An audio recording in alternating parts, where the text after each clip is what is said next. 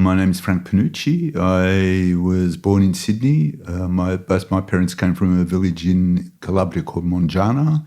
My father arrived in 1936 and my mother in 1948.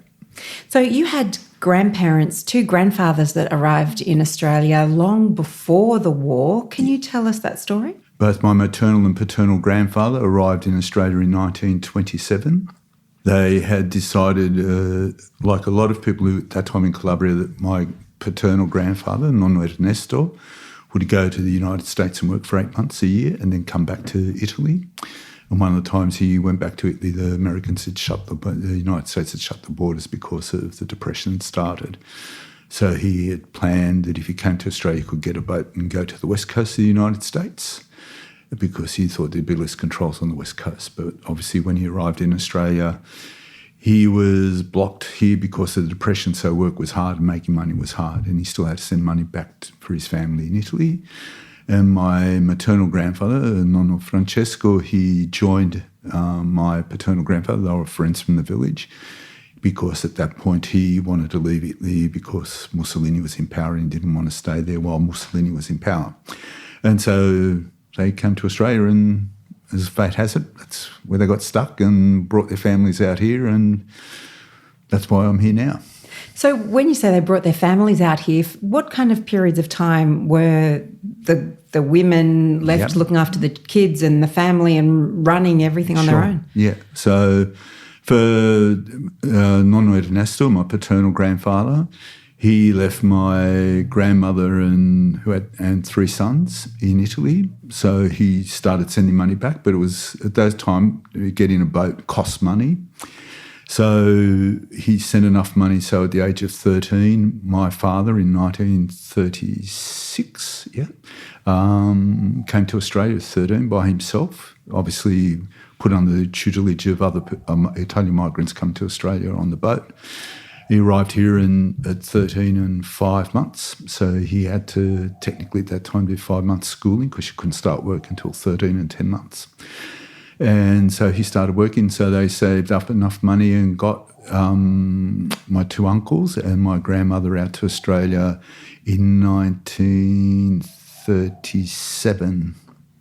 38, just before the war broke out, formally. And they arrived here, and then at that stage my grandmother arrived and my 2 uncles, and my grandmother fell pregnant, and she died in childbirth, and with a 1-day-old son, Antonio, who died as well.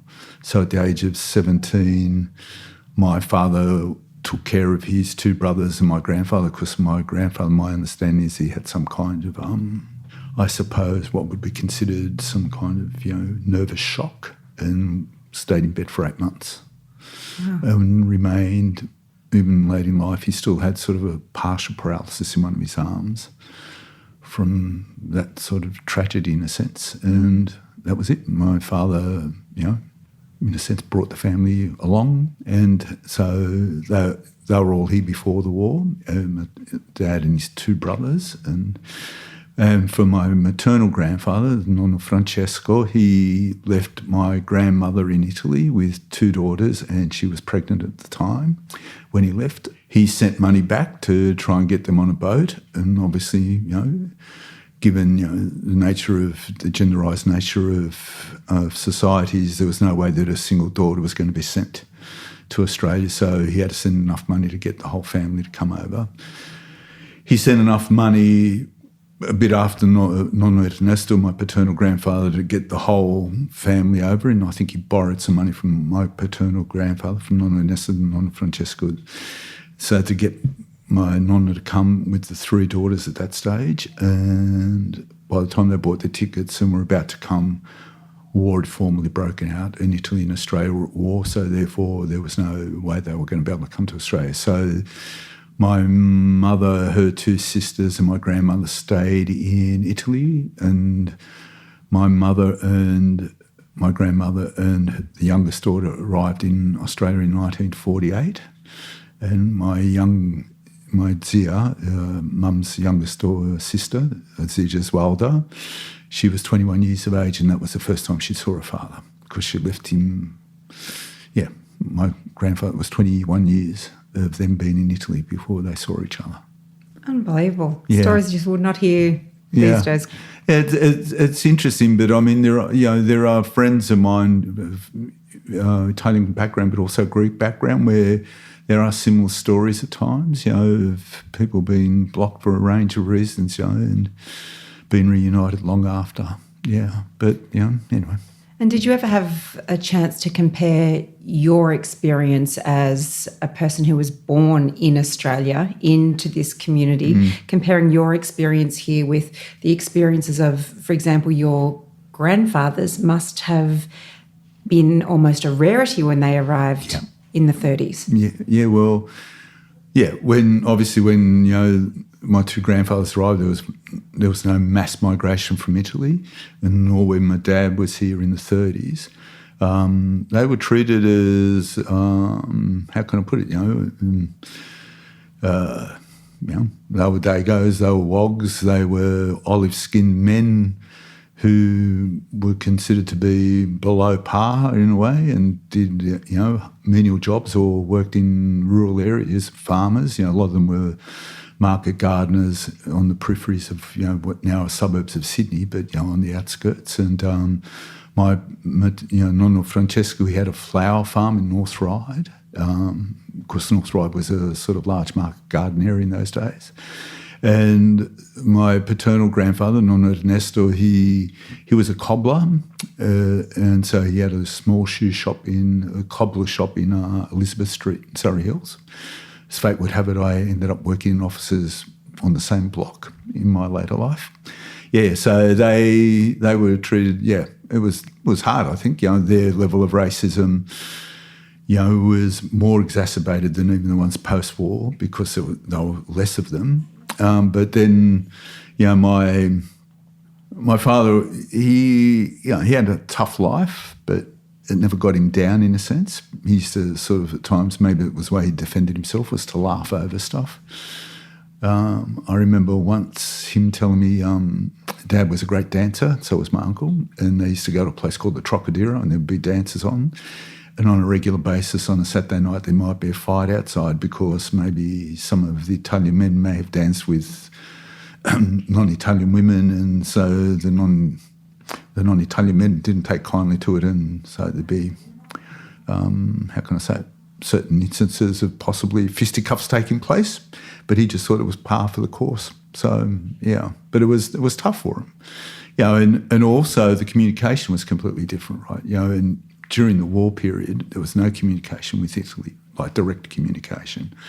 So they had families and friends and had no idea what was going on in Italy. So I just don't know how you survive that. Whereas now we're used to, I remember as a kid, when phones came in, there'd be the annual phone call to parents and, relatives in Italy screaming down a phone line and counting how many minutes it was because it had cost a bomb. And I have two children, one in her late 20s and a son in the early 20s who have friends in Italy. And, they're chatting with them on WhatsApp, Instagram every minute of the day, and they'll tell us that they've just spoken to Carlotta or they've just spoken to Niccolò, it's completely different. And also we know that there is a certain coolness about Italians now in Australia that we weren't cool when I was a kid.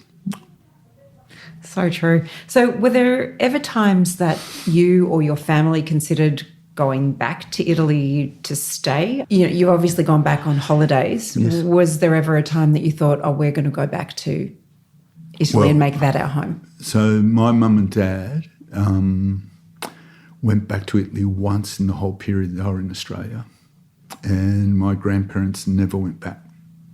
Never. Well, Nonno Ernesto was never going to go back to Italy, and after Grandma died here, his wife.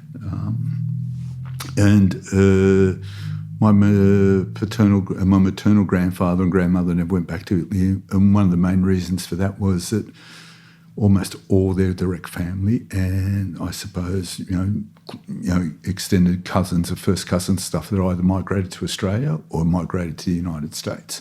So in a sense, there was no tight familial ties left in Italy. So, I've been back to Italy more than, a lot, backwards and forwards, because my partner was born in Italy and all her family are in Italy. So, we sort of toyed once with the idea of possibly staying, but then we came back here because our careers were here in a sense. But my family never really thought about, moving back. It was just, there was no one there really in a sense, so it was all about the family stuff, So the question was, like a lot of those chain migrations and mass migration things was the United States and it was Australia. I have, my grandmother, my maternal grandmother's brother was in the United States and another one went to Argentina. So during the First World War, he was in the United States working, and during the First World War, there were the Italian regiments of the US Army. So they were, because Italy and the United States were allies in the First World War, they just enrolled Italian citizens who were in the United States, and they were, at that stage weren't permanent migrants, into the United States Army. So my uncle's father, who's no longer with us, but went back to Monjana, to the village. He lived a comfortable life because he was getting a United States Army pension, because he fought in the First World War in the United States Army as an Italian citizen. So, yeah. And what are some of the traditions, some of the Italian traditions that your family, and maybe you now with your family, continued on while you have lived in Australia? Oh, well, I think, if anyone's ever read Looking for Ella Brandy's Sauce Day was always a big thing for us. But I growing up as a kid, there were things that I don't do anymore, but, there may have been pigs slaughtered, and every part of that body was used for certain purposes, even the making of soap. What do you use to make soap in a pig? I don't know if I want to know. Is it the fat? The fat. Okay. And we still have in our house here now pieces of that soap. Oh, no, I don't want to see it. That is unbelievably good at getting stains out. Still, we treasure it. So when we've got deep stains in certain pieces of clothing, Get the pig soap. Get the pig soap. And my dear partner ascribes by the pig soap. So, yeah. But I don't do that anymore, right? But I think it's also because of what's changed here in Australia, right? Because, I mean, look, when my parents when we were young and we lived in Haberfield, it was illegal to slaughter and sell goat's meat in a butcher shop. Okay. And as people from the mountains in Calabria, goat was a speciality, like a real treat. And, in those villages, people would, raise goats for a range of purposes, including milk and other things. But one newborn would be kept aside, and as soon as it stopped using mother's milk to be fed, it would be cooked.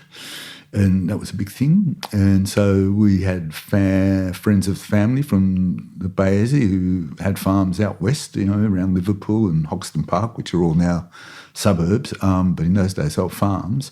They would bring the goats down and we would have them slaughtered for us and eaten for us. I don't keep that tradition up. I do keep the sauce tradition to a certain extent, but the rest of it I've let go. Look, the other thing is, certain things around, Christmas and New Year about the plates of food that we cook and stuff like that, we still keep them going. I was in a fortunate position that, both my parents lived into their late 90s, and I lost my father just over 3 years ago now, and my mum just over a year and a half ago, and a very dear uncle who I lost, just over 3 months ago. And, for us, it was also important for them to keep those things going. So, they would teach us how to make zipbuli and stock and bacala and all those things. And we keep those things going. So, and through our extended family, it's all, various things that keep going. And My partner was born and raised in Italy, came to Australia in her 20s, and as fate would have it, she was unfortunate enough to meet me and got stuck here. So, we've been backwards and forwards to Italy a lot. So our children, have a lot of direct contact with Italy and friends in Italy, networks, and some of those more contemporary traditions and stuff from Italy. They, maintain, more contemporised culture. I mean, no culture ossifies, so traditions are in their own way transform themselves as well. And as they transform themselves in a migration context, they're not ossified in a way. I mean, which quite often people think happens, but they don't ossify. And then the input from Italy, moves things around as well. But we identify ourselves as either Australians of Italian background or Italo-Australians or whatever you want to call it. That's how we see ourselves.